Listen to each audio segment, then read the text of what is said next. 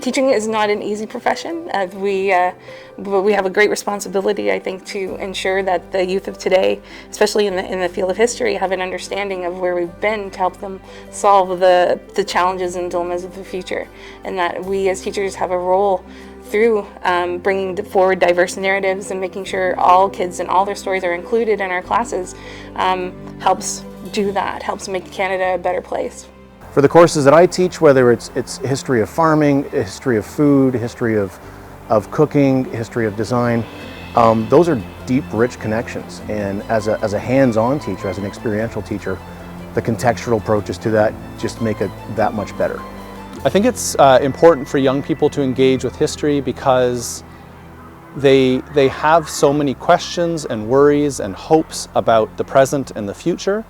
And studying history gives them some context and some skills to think about what all those things in the past mean and how that might help them better understand what's going on in their own lives and what might be going on in their futures. L'histoire, c'est un construit. Donc, c'est sûr qu'on est le résultat d'une certaine évolution. Les sociétés ont évolué, il y a eu des changements, il y a aussi des continuités.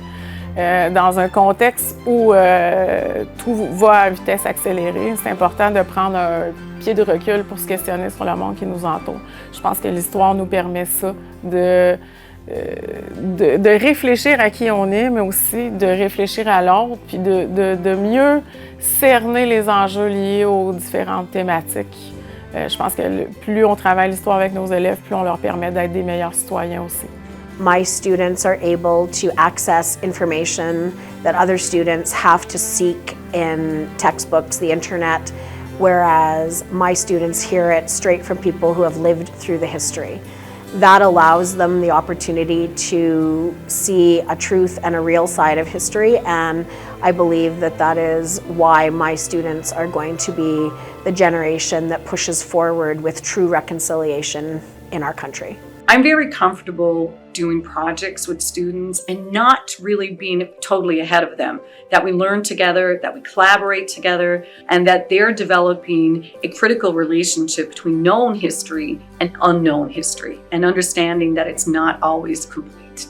As the Chinese Canadian Museum, we're really important as a living testament to what Chinese Canadians contributed and how we were and still are a part of history since 1788 in Canada. Bon, on veut que les personnes restent imprégnées de l'histoire, du patrimoine qui les entoure dans tous les jours et qu'elles aussi soient en même temps à moyen long terme des personnes qui vont aider autres personnes à découvrir ces richesses de l'histoire et du patrimoine du Canada. I think there are a number of changes that this exhibition has brought to the way our museum works with community.